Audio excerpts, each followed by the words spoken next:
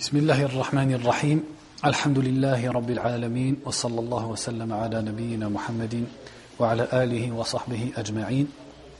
Donc on reprend bi'idhnillah subhanahu wa ta'ala les cours dans Kitab al-Tawhid et nous sommes arrivés au chapitre qui s'intitule Bab qawlillahi ta'ala ya'rifuna ni'matallahi thumma yunkirunaha al-aya. Donc le chapitre il l'a intitulé par un verset du Coran qui dit Ya'rifuna ni'matallah, c'est-à-dire ils connaissent les bienfaits d'Allah, thumma yunkirunaha, et ensuite ils les renient. Donc ici Allah subhanahu wa ta'ala nous parle en fait des mécréants qui connaissent le bienfait d'Allah puis le renient. Donc que veut dire connaître le bienfait d'Allah puis le renier? C'est-à-dire qu'ils savent que les bienfaits d'Allah azza wa jal, que les bienfaits qui les touchent viennent d'Allah subhanahu wa ta'ala. Et ça, ils le savent. Thumma yunkirunaha, mais ensuite ils les renient, c'est-à-dire qu'ils ne remercient pas et ils ne sont pas reconnaissants envers Allah pour ses bienfaits. Et encore pire, ils assimilent ces bienfaits à autre qu'Allah subhanahu wa ta'ala. Comme on va le voir dans le chapitre petit à petit. قال مجاهد ما معناه هو قول الرجل هذا مالي ورثته عن آبائي. Donc il dit premièrement, Mujahid, donc Mujahid c'était un tabi'i, rahimahullah, l'élève de Abdullah ibn Abbas. Donc souvent dans le tafsir, il est rapporté les paroles de Mujahid, rahimahullah, parce qu'il a appris le tafsir avec Abdullah ibn Abbas. Donc Mujahid a dit, c'est le fait qu'une personne dise, ça ce sont mes biens, c'est-à-dire mon argent, ma fortune, que j'ai hérité de mes ancêtres ou de mes parents. Quel rapport entre ça et l'ayah? C'est-à-dire, qu'est-ce qu'il y a de mal que quelqu'un y dise, sur son argent par exemple, ça c'est mon argent que j'ai hérité de mon père. En fait, il veut dire par là, la personne qui va dire ceci dans le sens où elle ne veut pas remercier Allah subhanahu wa ta'ala. Elle ne veut pas mentionner Allah quand elle parle des biens qui sont entre ses mains. Donc c'est ça le rapport avec le verset. Ya'rifuna ni'matallah. Elle sait que l'argent qu'elle a, c'est le rizq, c'est la subsistance qu'Allah subhanahu wa ta'ala lui a destinée. Thumma yunkirunaha. Mais au lieu de rattacher ce bienfait à celui qui lui a donné, c'est-à-dire à Allah, elle le rattache au sabab, c'est-à-dire à la cause par laquelle ce bienfait lui est arrivé. Et elle dit ça, ce sont les biens qui m'ont été hérités ou que j'ai hérité de mes ancêtres. Vous avez compris? Donc ce qu'il a dit là, est-ce que c'est vrai ou c'est faux? Quand la personne dit ça, ce sont mes biens que j'ai hérités de mes ancêtres. C'est vrai ou c'est faux? C'est vrai. Donc c'est quoi qui est blâmable en réalité? C'est dans le sens où la personne, elle ne veut pas remercier Allah, elle ne veut pas mentionner Allah quand elle parle des bienfaits qui la touchent. Donc en réalité, ce genre de phrase, il y a deux situations. S'il le dit simplement pour informer. Par exemple, on lui dit d'où tu as eu cette voiture, il dit je l'ai hérité de mon père par exemple. Est-ce qu'il y a du mal dans ça? Ça, il n'y a absolument aucun mal. Mais il dit ça dans le sens où il ne veut pas reconnaître Allah et il ne veut pas mentionner et remercier Allah subhanahu wa ta'ala, c'est ça qui est blâmé dans le verset du Coran et c'est de ça que parle ce chapitre. Donc le fait, d'une part, qu'il assimile et qu'il rattache ce bienfait à autre qu'Allah, c'est un manque dans Tawhid al-Rububiyyah. Parce que c'est Allah subhanahu wa ta'ala qui gère l'univers. Donc le fait, même dans tes phrases, de rattacher et d'assimiler ce bienfait à autre qu'Allah, eh bien c'est un manque dans Tawhid al-Rububiyyah. C'est-à-dire dans notre croyance qu'Allah subhanahu wa ta'ala est le seul créateur et gérant de l'univers. Et dans le sens où c'est un manque de reconnaissance, eh bien c'est un manque à votre avis, dans quoi? Tawhid al-Uluhiyya, c'est-à-dire le tawhid, l'unicité d'Allah dans les actes cultuels, les pratiques religieuses, les actes d'adoration de l'individu. Qu'Allah subhanahu wa ta'ala, c'est le seul que l'être humain doit adorer et à qui il doit vouer un culte. Donc il y a un manque dans ces deux parties du tawhid.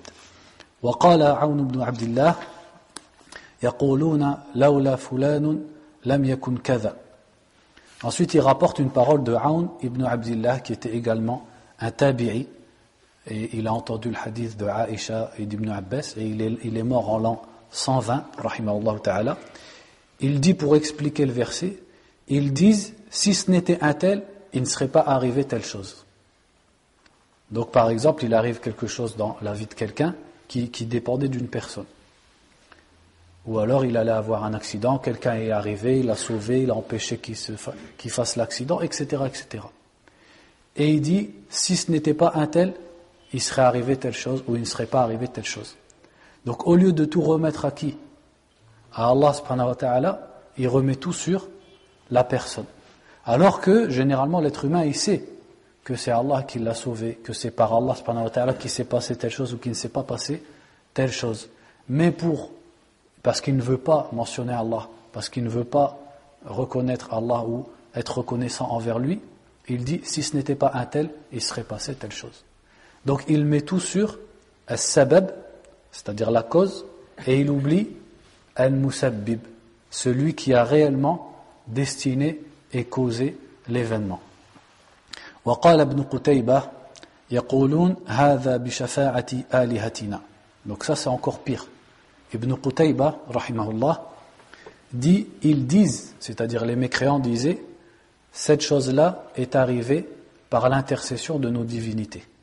Parce qu'on a déjà vu plusieurs fois que Kuffar ou Quraysh, les mécréants de Quraysh ou des Arabes à l'époque du prophète sallallahu alayhi wa sallam, ils adoraient leurs divinités simplement pour les prendre comme intermédiaires entre eux et Allah. Donc ils connaissaient Allah, ils savaient qu'Allah existe, mais ils adoraient des divinités qu'ils avaient héritées de leurs ancêtres pour les prendre comme des intercesseurs entre eux et Allah. Donc quand ils voulaient quelque chose de la part d'Allah, ils adoraient leur divinité. Et ils pensaient que leur divinité intercédait pour eux auprès d'Allah. Donc quand après ils recevaient un bienfait, comme la pluie, la richesse ou un enfant, etc., ils disaient, ça c'est grâce à l'intercession de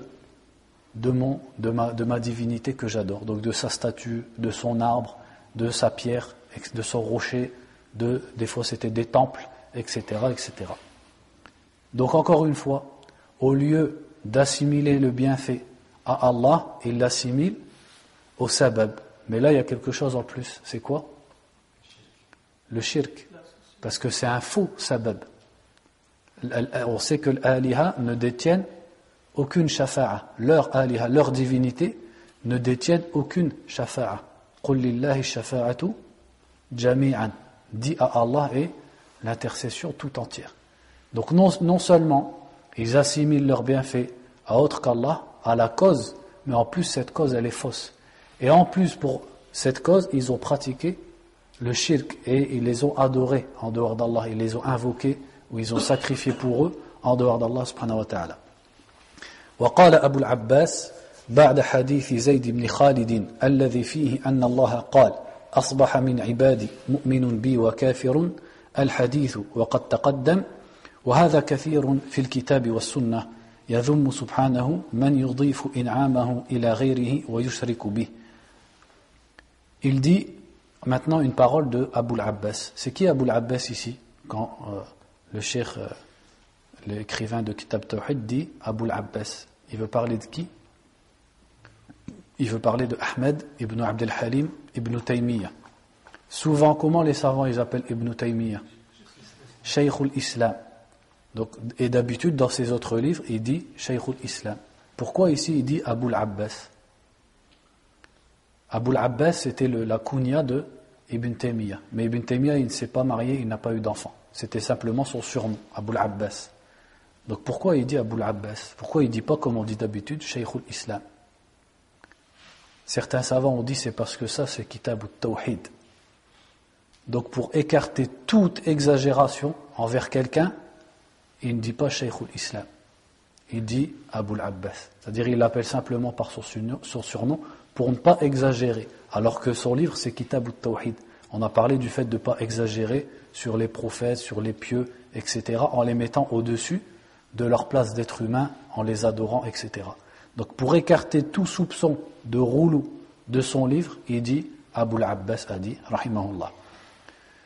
Donc il dit Abu al-Abbas, donc Ibn Taymiyyah, a dit, après avoir parlé du hadith de Zayd ibn Khalid, donc le hadith de Zayd ibn Khalid, radiallahu anhu, on l'a déjà vu. C'est quand le prophète sallallahu alayhi wa sallam a prié un matin et ensuite il s'est tourné vers ses compagnons et il leur a dit, Allah azza wa jal a dit, ce matin il y en a qui sont croyants en moi et qui renie les étoiles, et certains croient aux étoiles et me renient. Vous vous souvenez du hadith? C'était qui celui qui croit en Allah? C'est celui qui disait Umtirna bifadlillahi wa rahmatih. Nous avons reçu la pluie par la miséricorde d'Allah. Celui-là, il a cru en Allah. Et celui qui a cru en les étoiles, c'est celui qui disait Umtirna binawi kada wa kada. C'est-à-dire, c'était une habitude des Arabes à l'époque. Quand la pluie elle tombait, ils pensaient que c'était parce que telle étoile était arrivée dans telle position. Donc au lieu de remettre la pluie à Allah, et ils savaient que c'est Allah qui fait tomber la pluie, mais ils remettaient tout sur le sabab et oubliaient de mentionner Allah subhanahu wa ta'ala. Sachant qu'en plus leur sabab il est seulement, vous suivez plus, vous êtes, non, imaginatif, c'est-à-dire c'est pas un vrai sabab. Le fait qu'une étoile elle aille dans telle constellation, ça ne change rien du tout, au temps, au soleil, à la pluie, etc. Donc, souvenez-vous de ce hadith. Donc il dit, après avoir cité ce hadith, il dit ça revient souvent dans le Coran et dans les hadiths. C'est qu'Allah subhanahu wa ta'ala, il blâme ceux qui assimilent ses bienfaits à autre que lui et qui lui associent. قال بعض السلف هو كقولهم كانت الريح طيبة والملاح حاذقا ونحو ذلك مما هو جار على ألسنة كثير. Donc certains salafs, c'est-à-dire certains des sahaba et des tabi'in disaient, c'est comme quand certaines personnes ils disent le vent était bon et le commandant du bateau était un expert. Qu'est-ce qu'ils veulent dire? Par exemple, ils vont en voyage avec un bateau, un navire, et ils reviennent. Et quand on leur demande est-ce que le voyage était bon, ils disent na'am, le voyage il était très bien, on n'a pas eu de problème, le vent il était bon, et celui qui guidait le bateau il était un expert. Qu'est-ce qu'il oublie de dire? Il oublie de dire Allah subhanahu wa ta'ala nous a accompagnés, grâce à Allah azza wa jal, on est revenu sain et sauf, Allah nous a protégés. Il remet tout sur le vent et le capitaine. Donc est-ce que ça veut dire que nous on ne croit pas du tout à la présence du vent ou du capitaine? Non. Al-asbab, ça existe.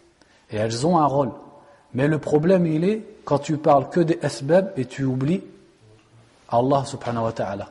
Alors que c'est lui qui a créé l'asbab et c'est lui qui t'a destiné que le voyage il allait être tranquille. Et il dit وَنَحْوِ ذَلِكَ مِمَّا هُوَ جَارٍ عَلَى أَلْسِنَةِ كَثِيرٍ. Et il dit et d'autres exemples de choses que beaucoup de gens disent.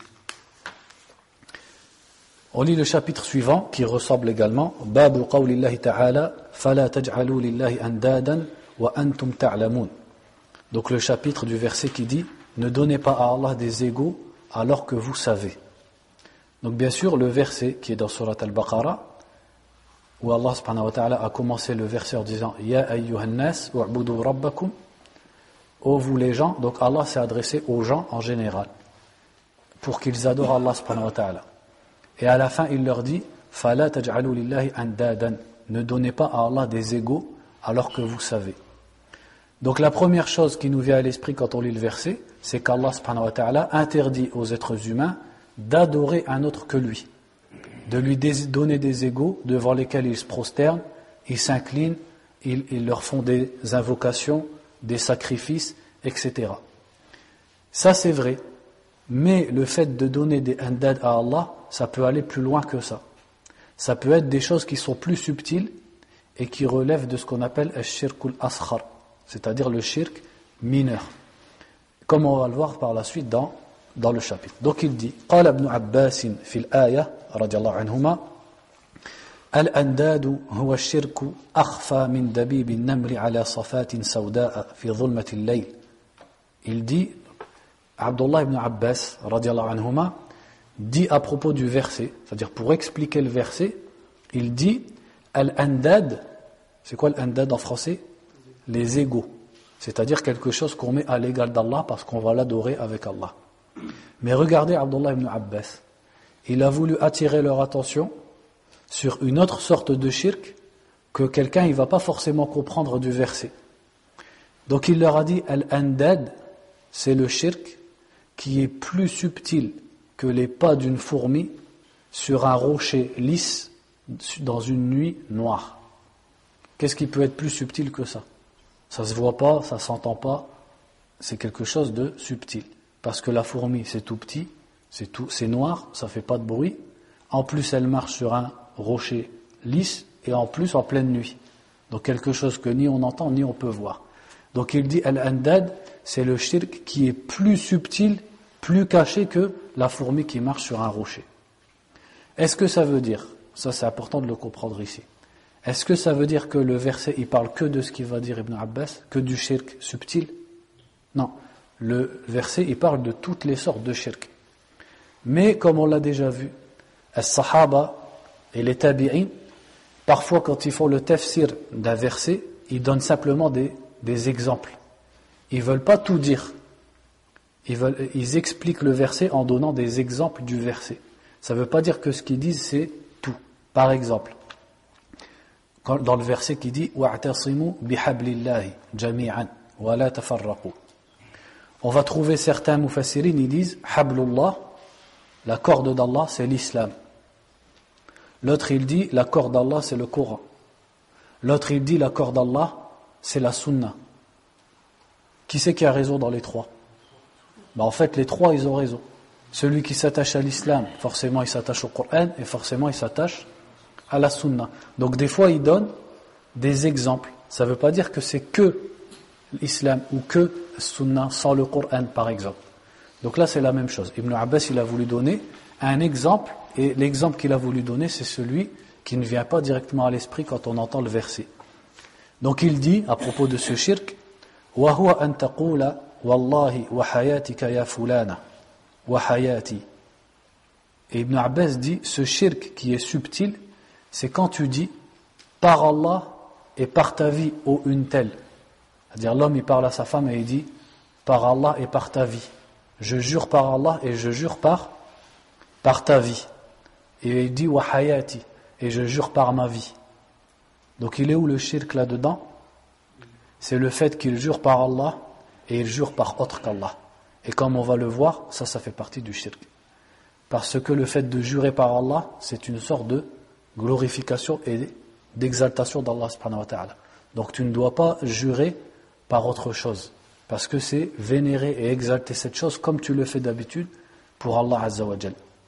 Et ça c'est quelque chose qui est courant dans les paroles des gens. Il jure sur la tête de sa mère, il jure sur la Kaaba, etc. etc.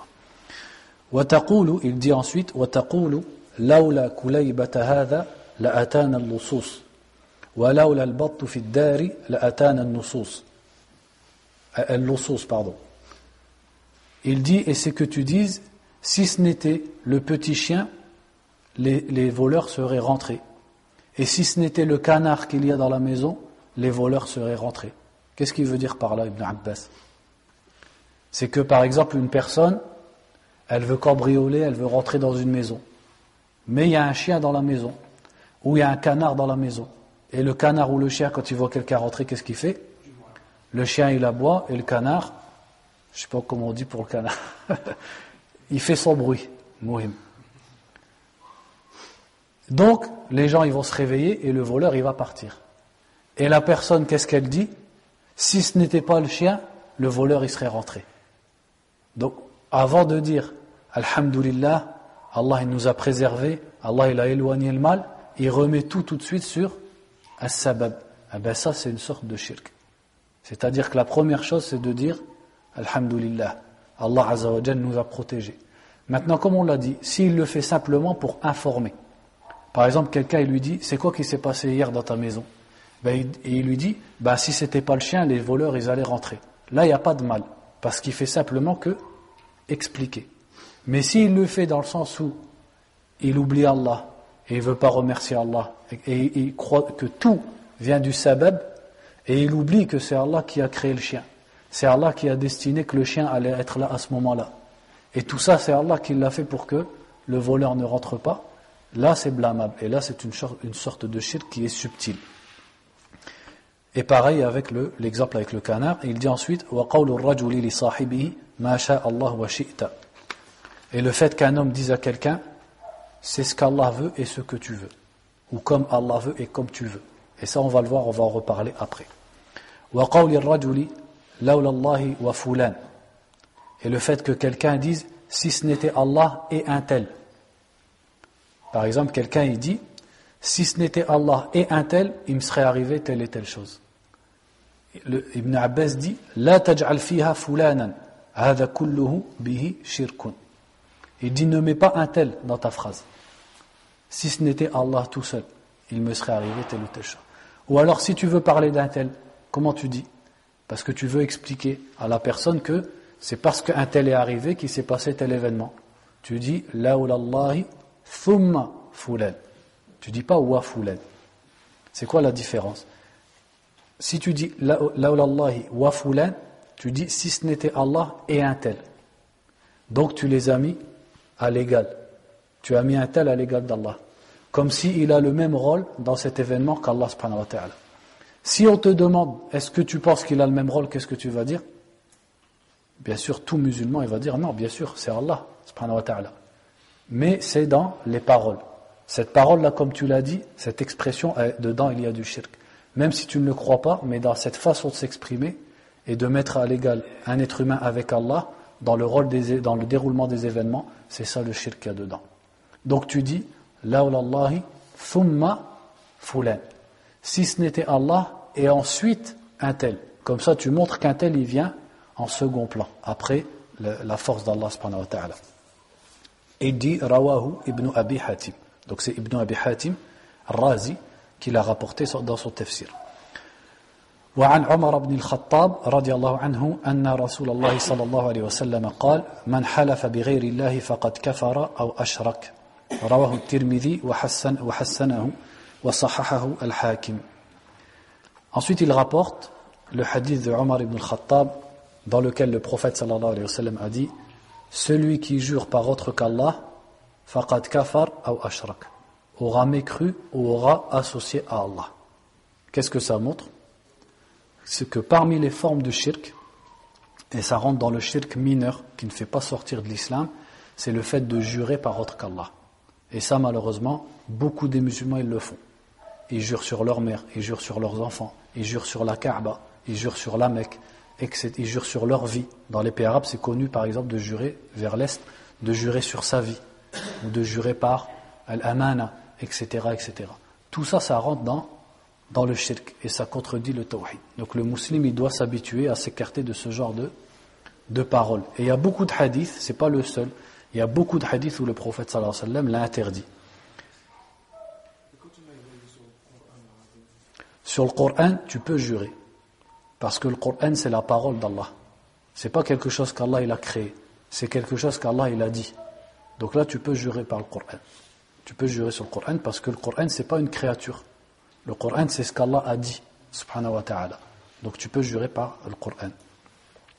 Il dit tout de suite après, pour vous montrer à quel point c'est grave, وقال ابن مسعود رضي الله عنه لا أن أحلف بالله كاذبا أحب إلي من أن أحلف بغيره صادقا. Donc Ibn Mas'ud, Abdullah ibn Mas'ud radiallahu anhu dit, le fait que je jure par Allah et que je mens, je préfère ça que de jurer par autre qu'Allah et de dire la vérité. Donc il dit, Ibn Mas'ud, je préfère dire Wallah et ensuite je dis un mensonge que de dire je jure par autre chose et je dis la vérité. Pourquoi? Alors que le mensonge dans l'islam, c'est un des plus grands péchés. Donc Ibn Mas'ud, en aucun cas, il veut dire par là que le fait de mentir, c'est pas grave. C'est pas ça qu'il veut dire. Qu'est-ce qu'il veut nous dire? Que le shirk, c'est au-dessus de tous les péchés. Même le shirk dont on dit shirk asghar, le shirk mineur, c'est au-dessus de tous les péchés. Donc c'est comme s'il nous disait, le mensonge, qui est un des pires péchés dans l'islam, eh bien, il est encore moins grave que le fait que quelqu'un il dise, je jure sur la tête de ma mère, sur ma fille, sur la Kaaba, sur la Mecque. Pourtant, pour les gens maintenant, c'est quelque chose de normal. Et ça, c'est pas normal, justement. Il faut faire l'amr bil ma'rouf ou an-nahi 'anil munkar. Quand on entend les gens dire ça, il faut leur dire ittaqillah. Tu n'as pas le droit de dire ça, et il faut leur expliquer avec sagesse, avec douceur, que le prophète sallallahu alayhi wa sallam a interdit, et que le fait qu'une personne elle dise la ilaha illallah, eh bien ça fait qu'il n'a pas le droit de dire wa fulan wal hayat, etc., etc. وعن حذيفة رضي الله عنه عن رسول الله صلى الله عليه وسلم قال لا تقولوا ما شاء الله وشاء فلان ولكن قولوا ما شاء الله ثم شاء فلان رواه Abu Daoud بإسناد صحيح. Donc ici il rapporte un hadith rapporté par Abu Daoud où le prophète a dit sallallahu alayhi wa sallam, ne dites pas c'est ce qu'Allah veut et ce qu'un tel veut, mais dites c'est ce qu'Allah veut puis ce qu'un tel veut. Donc on a expliqué la différence entre le fait de dire et dans une phrase entre Allah et quelqu'un d'autre et de dire puis. Parce que quand tu dis c'est ce qu'Allah veut et ce qu'un tel veut, tu mets au même degré, au même piédestal et à la même force la volonté d'Allah et la volonté de l'être humain. Alors que, comme Allah subhanahu wa ta'ala le dit, وَمَا تَشَاءُونَ إِلَّا أَنْ يَشَاءَ Allah. Vous ne voulez que si Allah le veut. Donc la volonté de l'être humain est soumise au destin d'Allah et secondaire à la volonté d'Allah. Donc il faut dire c'est ce qu'Allah a voulu, puis ce qu'un tel a voulu. Même si ce genre d'expression, pour nous, on ne les emploie pas. Mais on étudie le livre, donc il faut expliquer. وجاء عن إبراهيم النخعي رحمه الله أنه يكره أن يقول الرجل أعوذ بالله وبك ويجوز أن يقول بالله ثم بك قال ويقول لولا الله ثم فلان ولا تقول لولا الله وفلان. Ensuite il rapporte une parole de Ibrahim an-Nakha'i. Qui est Ibrahim an-Nakha'i? Pour voir si vous vous souvenez un petit peu. Ibrahim an-Nakha'i c'est un tabi'i. Et c'était un tabi'i de l'Irak. Donc il a appris, il a rencontré quelques compagnons comme Anas ibn Malik et il a surtout appris avec les élèves de Abdullah ibn Mas'ud qui étaient eux-mêmes des tabi'i mais d'une génération avancée par rapport à lui. Donc lui il fait partie de la petite génération des tabi'in, ceux qui n'ont rencontré que quelques compagnons. Et c'était un des grands fuqaha et un des grands savants donc des tabi'in. Donc il dit rahimahullah, il est interdit qu'un homme dise a'udhu billah wa bik, c'est-à-dire je demande la protection d'Allah et ta protection. Et il dit, il peut dire a'udhu billah thumma bik. Donc c'est toujours la même chose avec wa et thumma, c'est-à-dire et ou alors ensuite. Il ne peut pas dire je demande la protection d'Allah et ta protection, parce qu'en faisant ça il met la personne à l'égal d'Allah. Par contre il dit a'udhu billah thumma bik, je demande la protection d'Allah et ensuite je demande ta protection, pour montrer que la protection de la personne n'est pas au niveau de la protection d'Allah subhanahu wa ta'ala. Et il dit aussi, ne dites pas lawlallahi thumma fulan, ou plutôt dites lawlallahi thumma fulan, wa la taqulu lawlallahi wa fulan. Dites si ce n'était Allah et après un tel, et ne dites pas si ce n'était Allah et un tel. Donc ça on l'a déjà expliqué. Le chapitre suivant, Babu ma ja'a fi man lam yaqna' bil halif billah. Donc il dit le chapitre sur celui qui n'est pas convaincu ou qui ne se contente pas qu'on jure par Allah. En fait ici il parle de, par exemple, les gens ils ont une khusuma, c'est-à-dire un conflit. Et lors d'un conflit devant le juge, ça peut arriver à ce que la personne elle jure. Comme le prophète a dit par exemple sallallahu alayhi wa sallam, al-bayyinatu 'ala al-mudda'i wal yaminu 'ala man ankar. C'est-à-dire al-mudda'i, c'est celui qui se plaint de l'autre. Il accuse quelqu'un. Lui il doit ramener une bayyina, c'est-à-dire des preuves et des témoins. Et l'autre wal yaminu 'ala man ankar, c'est-à-dire celui qui dit, qui est accusé et qui dit je suis innocent. Lui, c'est quoi qui lui incombe? Al-yamin, de jurer. Donc dans ce genre de cas, et également dans les affaires entre les gens, dans le cas où la personne n'est pas connue pour associer à Allah, pour commettre des actes d'apostasie, ou pour mentir même en jurant par Allah, donc dans le cas d'un musulman normal, entre guillemets, la personne doit se contenter du fait que l'autre jure par Allah. Et ça c'est même dans les conflits ou les histoires qu'il y a entre les gens. Quand une personne vient lui dire par Allah, Wallah, que c'est pas moi qui ai fait ça, etc., la personne elle doit s'arrêter, elle doit se suffire de ça. C'est quoi à votre avis la hikmah dans ça et le rapport avec Kitab al-Tawhid? C'est parce que dans ça il y a un ta'zim, il y a une glorification d'Allah subhanahu wa ta'ala. Le fait que quand on te dit Wallah, tu t'arrêtes et tu te contentes, même si tu sais que peut-être la personne elle est en train de ruser, de t'arnaquer, etc., mais par respect pour le nom d'Allah Azza wa Jal, pour vénérer le nom d'Allah Azza wa Jal, eh bien tu t'arrêtes et tu t'en contentes. Et également, ça c'est autre chose qui est plus ou moins en rapport avec le tawhid, c'est le fait de penser du bien d'autrui et de ne pas soupçonner autrui, ça fait partie du bon comportement dans l'islam. Comme Omar ibn al-Khattab radiallahu anhu disait, lorsque une parole sort de la bouche de ton frère, ne l'interprète pas en mal alors que tu peux lui trouver une bonne interprétation. Ça c'est Omar ibn al-Khattab qui a éduqué les musulmans. Regardez ce qu'il dit. Quand une parole sort de ton frère, c'est-à-dire une parole que tu peux comprendre comme si, et tu peux comprendre comme ça. Tu peux la comprendre en bien et tu peux la comprendre en mal. Il dit, tant que tu peux lui trouver une bonne interprétation, eh bien donne-lui une bonne interprétation, et donc il faut trouver des excuses aux gens. Peut-être qu'il a oublié, peut-être qu'il s'est trompé, peut-être que sa langue a glissé, etc., etc.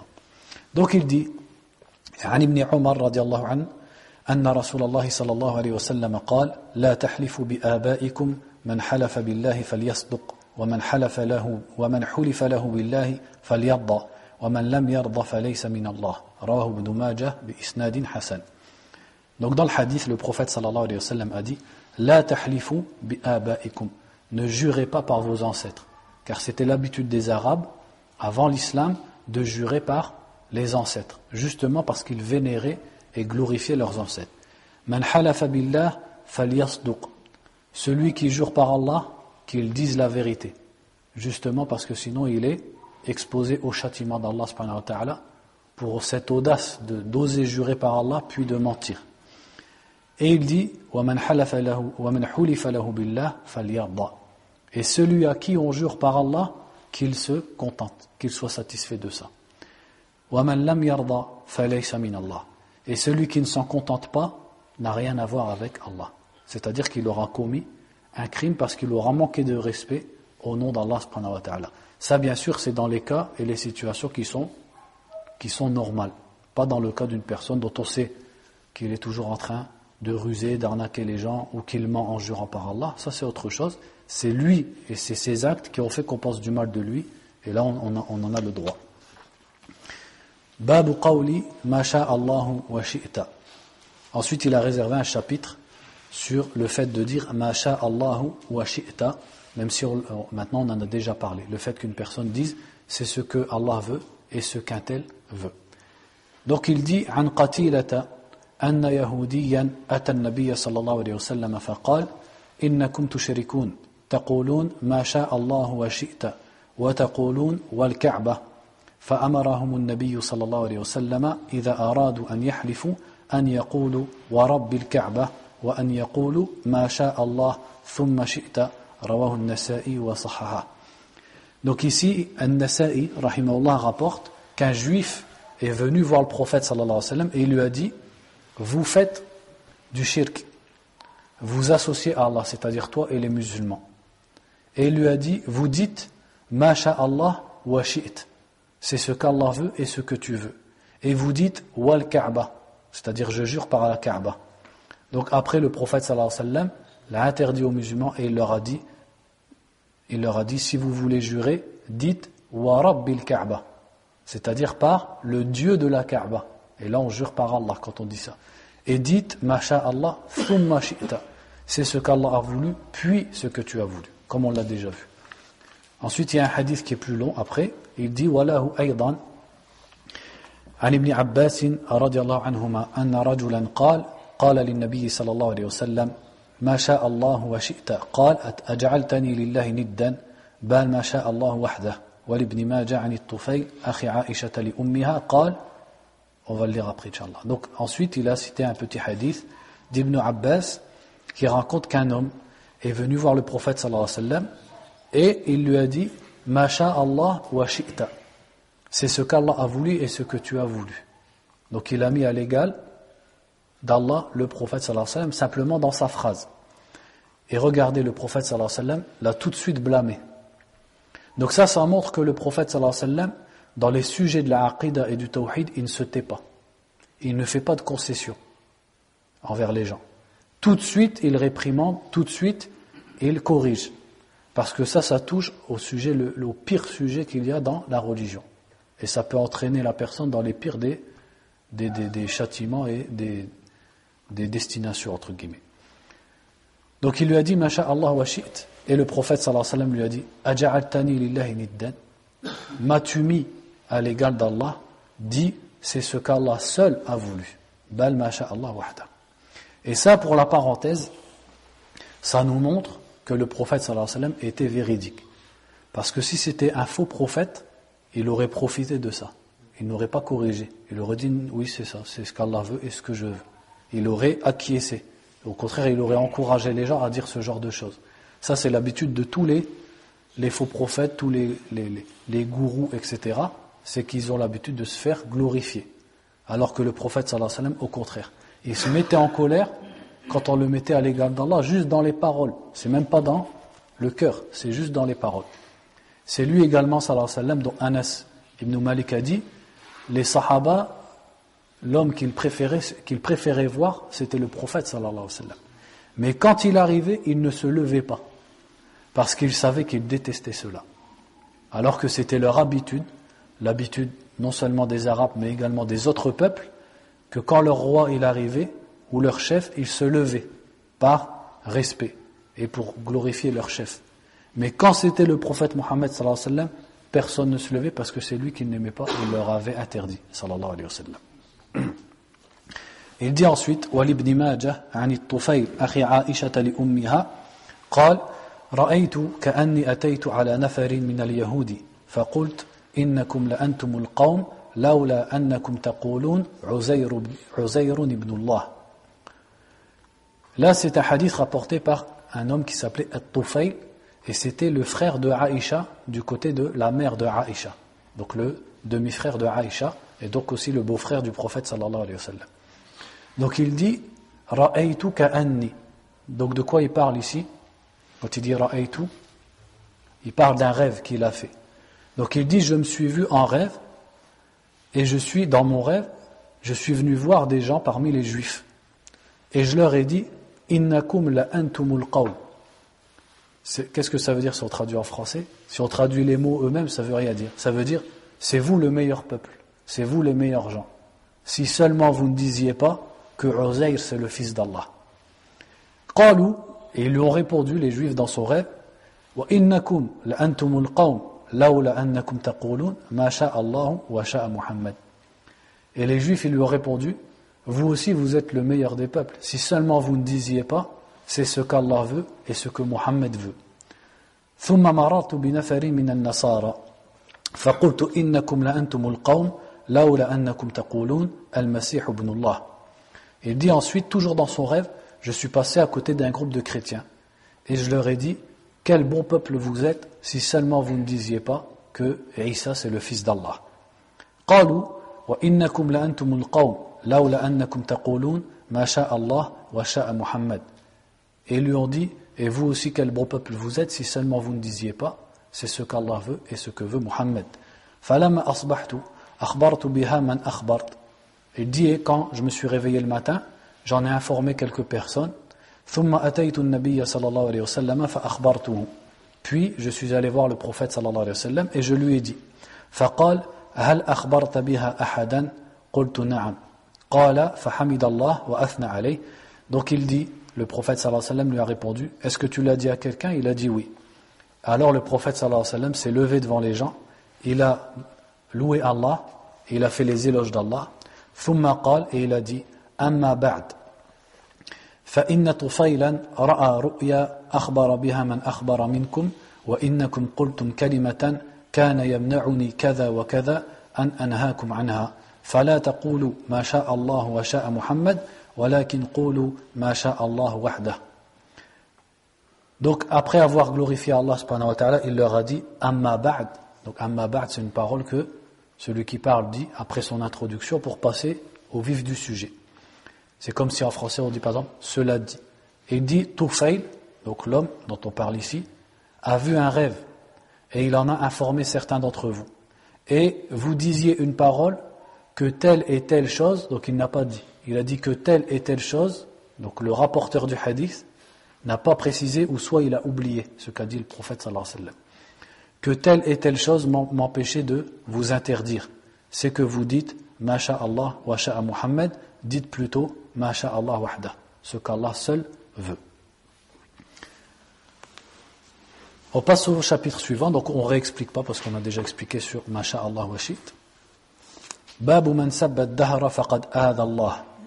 Le chapitre qui dit que celui qui insulte ou qui critique le temps, ad-dahr, c'est-à-dire le temps dans lequel les événements se passent, celui-là aura insulté Allah.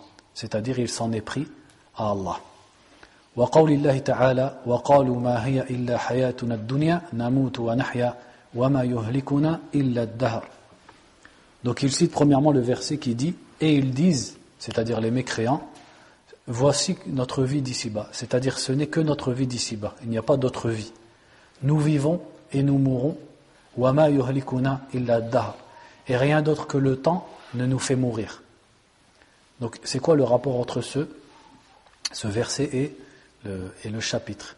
C'est qu'ici on a l'exemple de gens qui remettent tous les événements sur ad-dahr. C'est ce qu'on peut appeler les athées, c'est-à-dire ils ne croient en rien. Pour lui, il n'y a que l'enchaînement des événements, qu'il appelle le temps, qui fait les événements. Donc il dit on vit, on meurt, et c'est le temps qui nous fait mourir. Celui qui met le temps à cette place, bien sûr qu'il aura associé à Allah subhanahu wa ta'ala du plus grand des shirk, shirk akbar. Et il sort, si c'était un musulman qui le disait et qui le croyait, il sortirait de l'islam.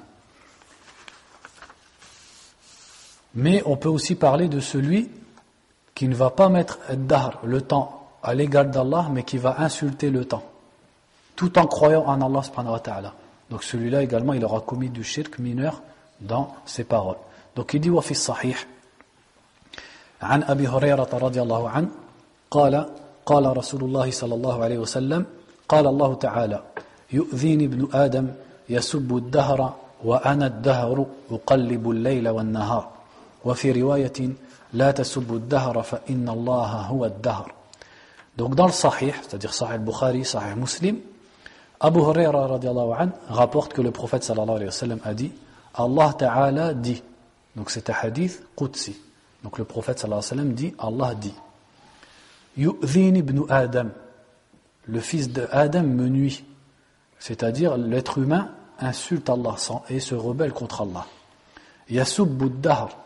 Donc c'est quoi cette nuisance? C'est quoi cette audace de la part de l'être humain? C'est qu'il insulte le temps, il critique le temps.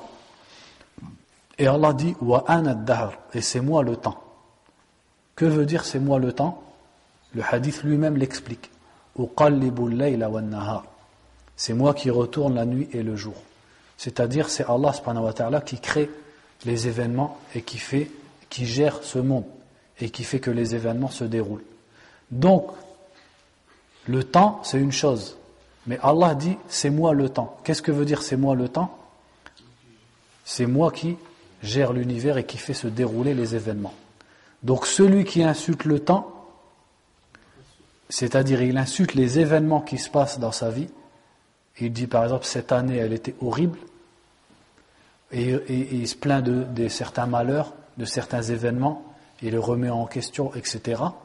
En réalité, qu'est-ce qu'il est en train de faire? Il insulte les actes d'Allah subhanahu wa ta'ala. Et il insulte le destin d'Allah et la volonté d'Allah azza wa jal.